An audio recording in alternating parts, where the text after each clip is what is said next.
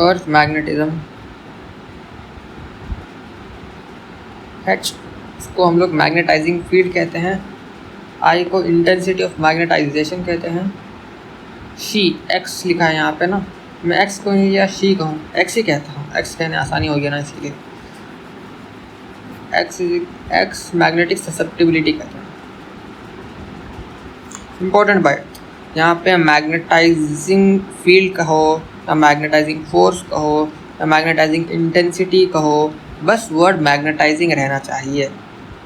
Magnetising word आ जाए तो ये वाला एच डाल देना है आपको। मैग्नेटाइजेशन आ जाए, इंटेंसिटी आ जाए, फील्ड आ जाए, इंटेंसिटी फोर्स आ जाए, कुछ भी आ जाए, कैसे तभी लिखा जाए, लेकिन मैग्नेटाइजेशन वर्ड आ गया है इसका मतलब आई आ गया, याद रखना। तो सब्जेक्टिविटी तो सब्जेक्टिविटी है, इसको कुछ नहीं करना। एच क्या है ना, एच का रिलेशन भी है, आई का रिलेशन भी है, एक्स का रिलेशन भी है, इसमें बहुत ज़्यादा अलग अलग चीज़ों से अलग अलग रिलेशन भी हैं। मैं यहाँ से शुरू करने के बजाय यहाँ से शुरू करना चाहता हूँ, ये वाले हिस्से से शुरू करना आसान रहेगा। आसान बात, यहाँ पे एक मटेरियल है, बाहर एक एक्सटर्नल मैग्नेटिक फील्ड है जिसकी वैल्यू म्यू इंटू एच है, sorry mu naught into H है। ओके, यहाँ पे आ जाओ थोड़ी देर के लिए।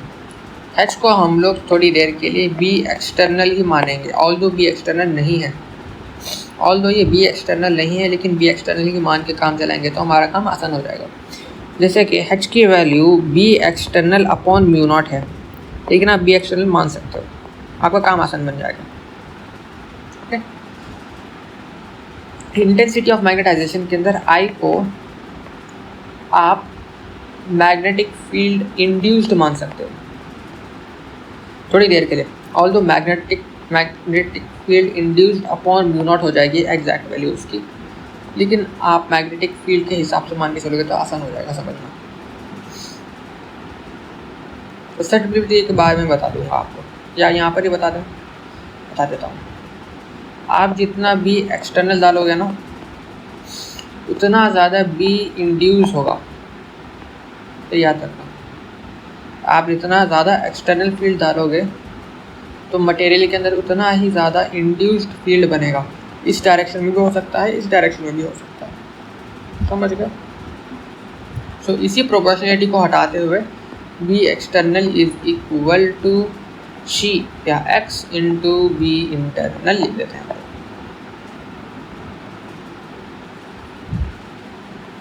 ओके, क्या लिखते हैं यहाँ पे, लिख दूँ मैं बी एक्सटर्नल, बहुत बड़ा हो गया pen,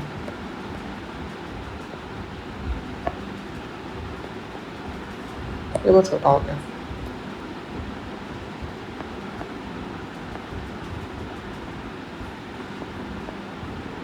B external is equal to X into B induced.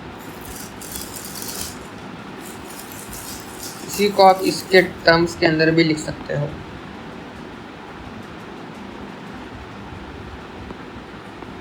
X is equal to B external upon B induced. B external के बजाय हम लोग एच मान सकते हैं और बी इंटरनल के बजाय हम लोग आई मान सकते हैं। ऑल दो म्यू इंटू एच और ये म्यू इंटू आई बनेगा, म्यू म्यू कट जाएगा। ओके, वापस यहाँ पर से हम लोग, अगर हम लोग एक्सटर्नल मैग्नेटिक फील्ड डालेंगे और उसकी वैल्यू बी एक्सटर्नल है, तो इस मटेरियल के अंदर मैग्नेटिक फील्ड की वैल्यू क्या हो जाएगी। हमको पता है मैग्नेटिक फील्ड की वैल्यू वैक्यूम के अंदर बी थी, तो मटेरियल के अंदर जाने के बाद बदल जाएगी, और बदल कर वो है ना mu R times of B बन जाएगी। बी टोटल, बी मतलब इसके अंदर जो है ना, इसको हम लोग टोटल मान रहे हैं, total magnetic field. B total is equal to mu R into B. Okay, इसको मैं पेन से लिख दूँ, B total is equal to mu R into B. ये चीज़ आपको पता है। बी एक्सटर्नल की value mu not into H, और जो बी इंटरनल है ना, that depends on B external. जितना ज़्यादा बी एक्सटर्नल उतना ज़्यादा बी इंटरनल। और बी इंटरनल की value mu not into I. Okay, तो टोटल बी की वैल्यू है ना, आप म्यू आर इंटू बी भी कह सकते हो, और else B external plus B induced भी कह सकते हो। Make sense I guess. यही चीज़ हम लोगों को इधर लेके आ जाता है। बी नेट और B total is equal to B external plus B induced, that is mu not into mu R into H, that is mu R into B, इतना हिस्सा बी बन जाता है। इनफैक्ट ये बी एक्सटर्नल बनेगा। Okay, इसकी value हम लोगों ने पुट कर दी। बी एक्सटर्नल की वैल्यू हम लोगों को पता है mu not into H, B internal की वैल्यू म्यू नॉट इंटू आई। हम लोग यू नॉट को उड़ा दिए तो ये बच गया, और आई को भी हम लोगों ने एच के टर्म्स में लिख दिया। कहाँ से? यहाँ से। तो हमारे को दूसरी वैल्यू ये मिल गई। ये एक रिलेशन था, अच्छे से याद रखो। Mu are is equal to 1 plus x, और mu medium will be mu not into mu r, that will be mu not into mu r के बजाय 1 प्लस एक्स लिख सकते हैं लोग। ओके, सबको पता है इसके आगे, मतलब जो भी रिलेशन आप जितने भी चाहो इतने बना सकते हो एक एक चीज़ को एक करके। और B induced is equal to x times of B external, x C बोलते हैं हम लोग, एक्स यही चीज़ है वो, एक्स इंटू बी एक्सटर्नल की value mu not into H, और एक्स इंटू एच को हम लोग आई मानते हैं, so mu not into I. B total is 1 plus x into B external, 1 plus x को हम लोग म्यू आर मानते हैं, so that will bring us here, और 1 plus x mu naught into I by x. H की value I by x निकाल सकते हैं हम लोग। बी एक्सटर्नल को म्यू नॉट इंटू एच, और इस mu not I by x. आगे बढ़ते हैं। उससे पहले ये चीज़ देख लो, ये हम लोगों ने देख लिया, इसका value ampere per metre.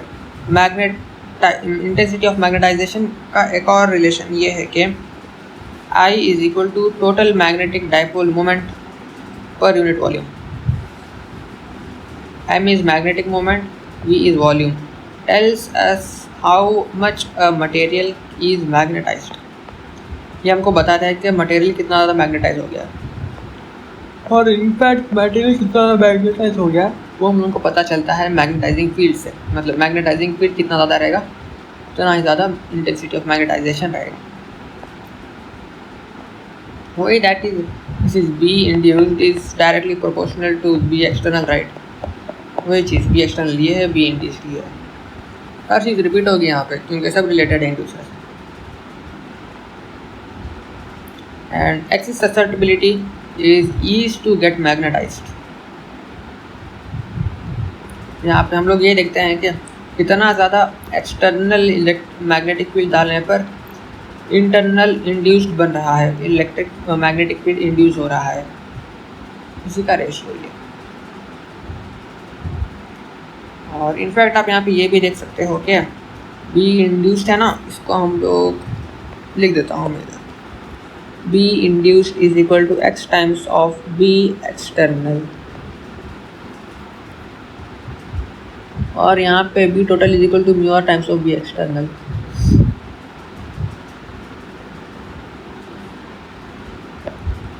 And here X times of B external लिखा है हम लोगों ने। क्यों लिखा था मैं? हाँ, मैं ये बताना चाह रहा था कि x की वैल्यू नेगेटिव भी हो सकती है।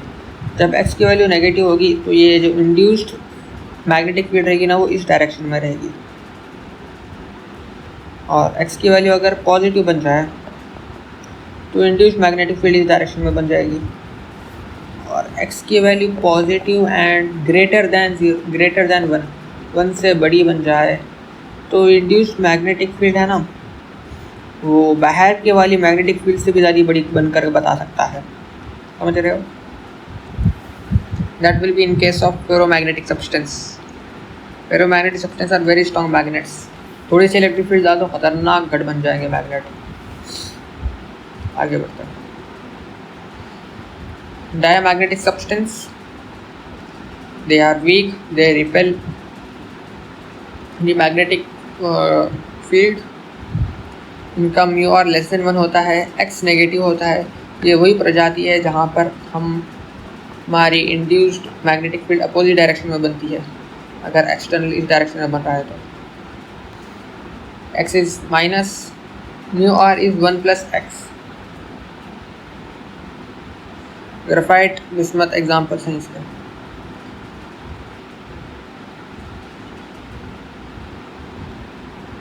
ये एग्जाम्पल दिया गया है, देखो इनके अंदर शुरुआत में कोई मैग्नेटिक फील्ड नहीं थी खुद की इंडिविजुअल एटम्स में भी, लेकिन बाहर से जब मैग्नेटिक फील्ड डालोगे तो मैग्नेटिक फील्ड बनेगी अपोजिट डायरेक्शन। पैरामैग्नेटिक के अंदर इनकी आपस में मैग्नेटिक फील्ड थी, लेकिन वो एक दूसरे को काट रहे थे। लेकिन जब आप एक्सटर्नल डालोगे तो वो एक दूसरे को काटने के बजाय मिल जाएंगे और एक डायरेक्शन में पॉइंट करेंगे। They are weak, they are attractive, mu is greater than 1, X is positive. ये उनके एग्जाम्पल्स हैं। Ferromagnetic are very very strong and they attract. Ferromagnetic के अंदर केस अलग है थोड़ा, इनके अंदर डोमेन्स बनते हैं। डोमेन्स मतलब ये एक डोमेन है मान लो, तो ये वाले डोमेन के अंदर हर एक जो कहते हैं ना वो एक ही डायरेक्शन में पॉइंट करता रहेगा मैग्नेटिक फील्ड उनका। मैग्नेटिक फील्ड सही वर्ड नहीं है, magnetic movement is the right word. तो यहाँ पर भी मैग्नेटिक मूवमेंट कह दूँ तो सही वर्ड रहेगा का मैग्नेटिक मूवमेंट एक ही डायरेक्शन में पॉइंट करता रहेगा। इनफैक्ट जो मैग्नेटिक मूवमेंट का डायरेक्शन रहेगा ना, आप उसी से मैग्नेटिक फील्ड में भी ये करेंगे ना, because magnetic movement also helps in creating magnetic field, right? Or at least magnetic pole strength. No, sorry, magnetic field. तो फेरोमैग्नेटिक के अंदर मैं ये बोल रहा था कि वो डोमेन्स बनाए हुए रहते हैं। एक वाला हिस्सा एक जगह पर ही पॉइंट करता रहता है और दूसरा वाला हिस्सा कोई और जगह पॉइंट करता रहता है, तीसरा वाला हिस्सा कोई और जगह पे। तो इनका टोटल 0 आता है, लेकिन जब आप मैग्नेटिक फील्ड डाल दोगे तो इनका टोटल इन सब का जो कहते हैं डायरेक्शन एक ही तरफ हो जाएगा।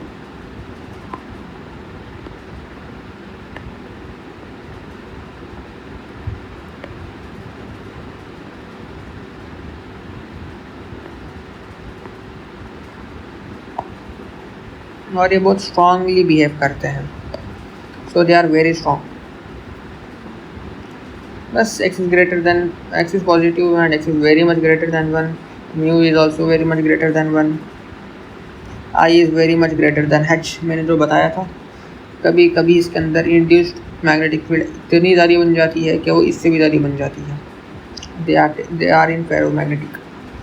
क्यूरीज लॉ, जब टेम्परेचर इंक्रीज करोगे तो डाइपोल्स डिस्टर्ब हो जाएंगे, जिसकी वजह से अंदर का जो मैग्नेटिक फील्ड रहेगा वो ख़त्म होना कमज़ोर हो जाएगा, यानी x भी कमज़ोर हो जाएगा। x was induced magnetic field because of external magnetic field, right. तो अगर इंड्यूस्ड कम हो जाएगा टेम्परेचर बढ़ाने से तो शायद भी यानी छी यानी कि x भी कम हो जाएगा।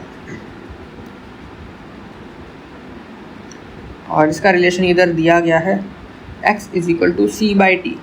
c is some constant and C is different for different materials and T is temperature।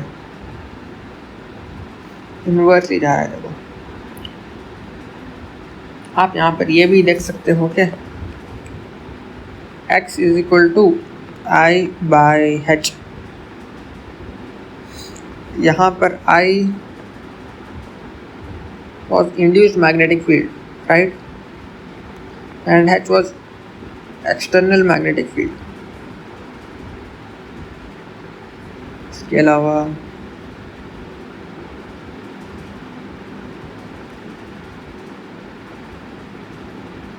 जो इंड्यूस्ड मैग्नेटिक फील्ड है ना, they comes from magnetic movement, right.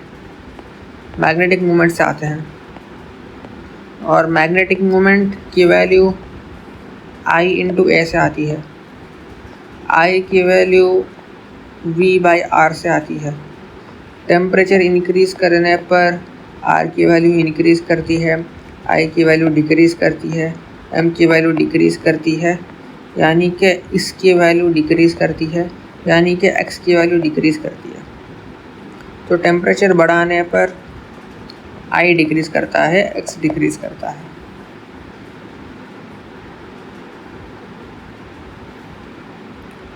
इसी और इन्वर्सली डिक्रीज़ करता है, उसका भी ग्राफ हम लोगों को मिल गया। क्यूरीज लॉ, ये था हमारे पैरामैग्नेटिक सब्सटेंस के लिए। लेकिन फेरोमैग्नेटिक सब्सटेंस के लिए जब आप टेम्परेचर इंक्रीज़ करोगे बोले तो आपको सर्टेन पॉइंट का कॉम्प्लेक्स ग्राफ बनेगा, जो हम लोग अभी स्टडी नहीं करेंगे। इनफैक्ट मुझे पता भी नहीं है कितना कॉम्प्लेक्स बनेगा, क्योंकि मैंने देखा भी नहीं है।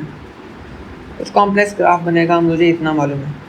कब तक? Up to certain point. वो वाला पॉइंट को हम लोग TC कहते हैं। TC यानी क्यूरीज टेम्परेचर। इस पॉइंट पर जो फेरोमैग्नेटिक सब्सटेंस था आपका, वो बन जाता है पैरामैग्नेटिक। पैरामैग्नेटिक बन जाता है ये टेम्परेचर के लगते साथ ही। और ये टेम्परेचर के आगे जो हमारा फेरोमैग्नेटिक था वो तो पैरामैग्नेटिक बन गया, तो पैरामैग्नेट के जैसा ही बिहेव करेगा, यानी कि ऐसा बिहेव करना शुरू करेगा, inversely proportional to T। So that's how it will behave.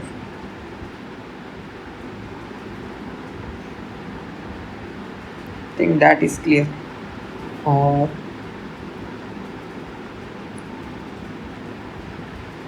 इसका फॉर्मूला, ये वाले ग्राफ का फॉर्मूला यहाँ पे दिया गया है। बहुत सिंपल है। T की जगह पे T-C, इसकी वजह से ये थोड़ा यहाँ के बजाय यहाँ पे शिफ्ट हो गया है।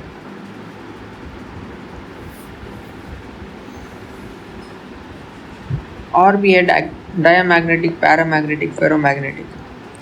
डायामैग्नेटिक ऑर्बिटल ऑफ इलेक्ट्रॉन्स की वजह से बनते हैं, paramagnetic spin motion of electrons, ferromagnetic domain से बनते हैं।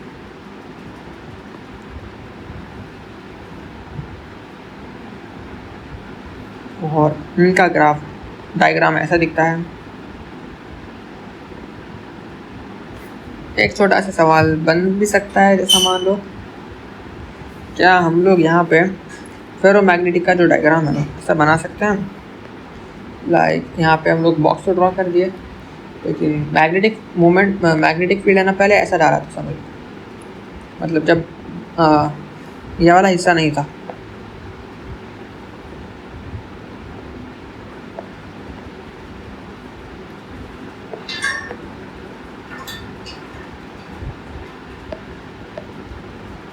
तब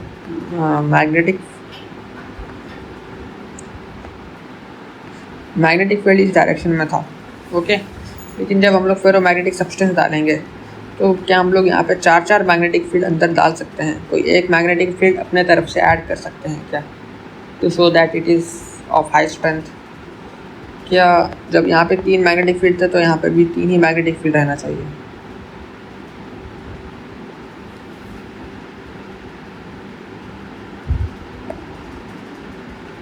ओके,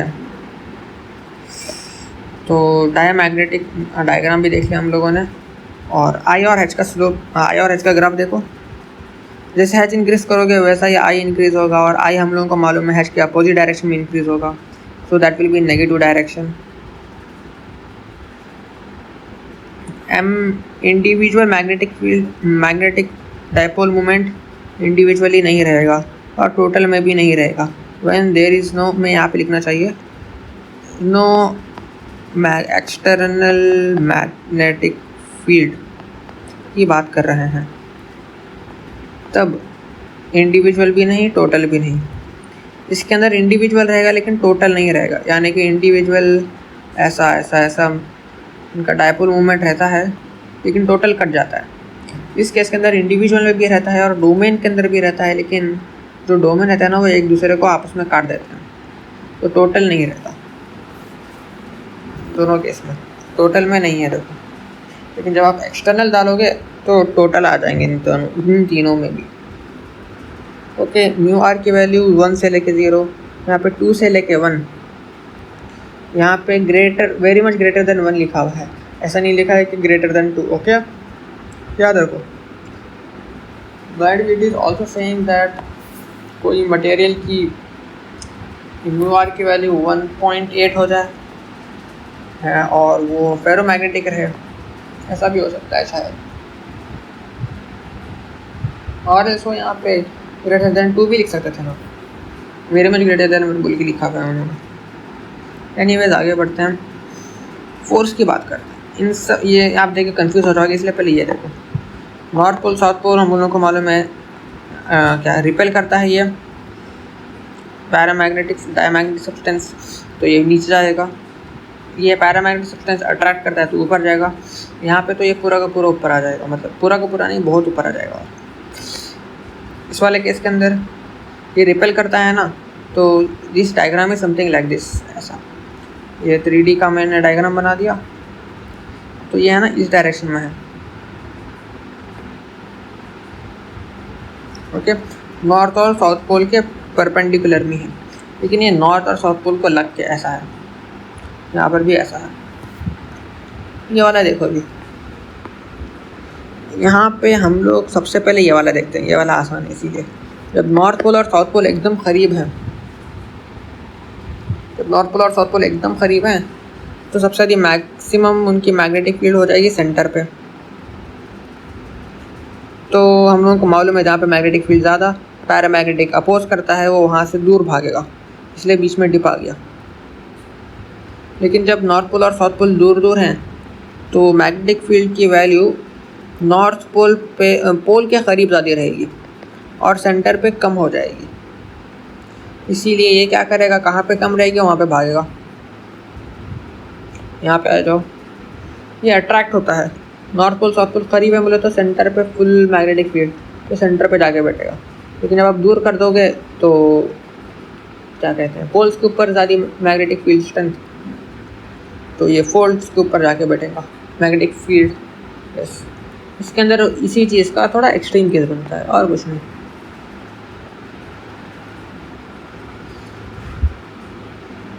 मैग्नेटाइजिंग फील्ड कहो या फोर्स कहो या मैग्नेटाइजिंग इंटेंसिटी कहो, बस मैग्नेटाइजिंग वर्ड रहना चाहिए, तो हम लोग हैच मान लेते हैं। ओके, एक और रिलेशन है, देखो अच्छा रहेगा ये। हम लोगों ने देखा था कि H is equal to B external, बस डिफरेंस ये है कि नीचे म्यू नॉट आ जाएगा। हम लोगों ने वही किया, म्यू नॉट नीचे भेजा, तो हम लोगों को H की वैल्यू मिल गई। और उसके अलावा H की वैल्यू वैसे भी कैलकुलेट कर सकते हो।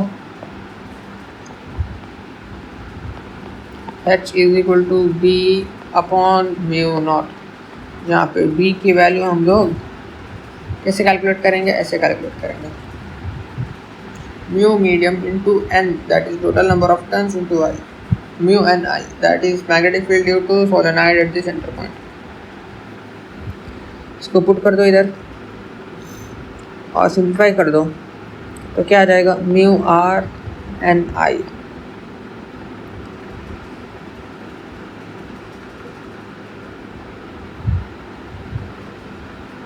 Mu R N I, H की value mu R N I आ गई। हाल तो यहाँ पे म्यू आर नहीं दिया गया है, उसका क्या करें अभी। What do we do about that?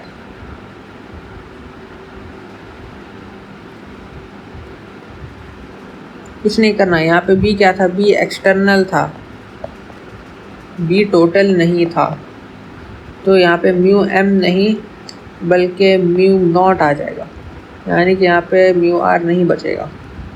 Okay, तो एन आई ही बचेगा, तो एन आई पुट कर देंगे हम लोग।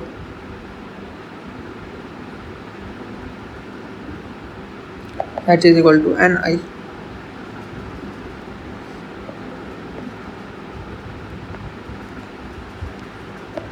एन आई पुट कर देंगे, बस खत्म। और कुछ बचा है नहीं ना। और ये जो एन आई था ना, ये सोलेनॉइड का ही था n I, H is equal to N I, लेकिन अलग अलग चीज़ों में अलग अलग वैल्यू आ सकती है। जैसे कि H is equal to B external upon mu naught था ना, तो बी एक्सटर्नल की वैल्यू हमारे जैसे रॉड के लिए अलग रहती है, जैसे कि आई mu not I upon 2r भी रहती है, कहीं पर mu not I upon 4 pi r भी आती है, 2 पाई r भी आती है कहीं पर। सो दैट्स हाउ हमारे अलग अलग फॉर्मेट्स रहेंगे अलग अलग डायग्राम के लिए, मतलब अलग अलग शेप्स के लिए जो भी है वो उसके लिए। यहाँ पे बस सोलेनोइड के लिए ये रहेगा n into I, H is equal to B not upon mu not और magnetic field upon permeability of free space. यहाँ पे आप म्यू नॉट के बी नॉट के बजाय H is equal to B total upon mu m लिख सकते हो। यहाँ पे mu m is equal to mu not into mu are, H के बजाय एन आई लिख दिया हम लोगों, n I is equal to B naught upon B total upon mu naught mu R. वही चीज़ हम लोगों ने रिपीट करी है यहाँ पे, म्यू नॉट म्यू आर और म्यू एम भी लिख सकते हो आप। This is equal to B T upon H total magnetic field upon magnetizing field. यहाँ पे B total is equal to mu R into B naught, B total is equal to mu naught mu are H, तो mu M into H भी कह सकते हैं। तो that's it, यहाँ पे ख़त्म होता है हमारा लेक्चर।